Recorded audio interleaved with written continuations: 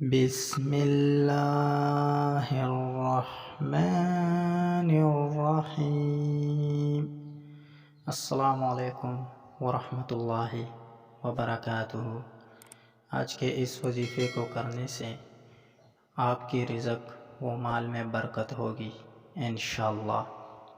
وظیفہ الملک، ان کے فوائد و تاثیرات۔ جو شخص اس وظیفے کو نماز فجر کے بعد 121 مرتبہ پڑھے گا، اللہ تعالیٰ کے فضل سے اس کے وسائل رزق میں وسعت پیدا ہوگی۔ اگر کوئی شخص عام معمول بنا لے، اول و آخر 11 مرتبہ درود شریف پڑھے،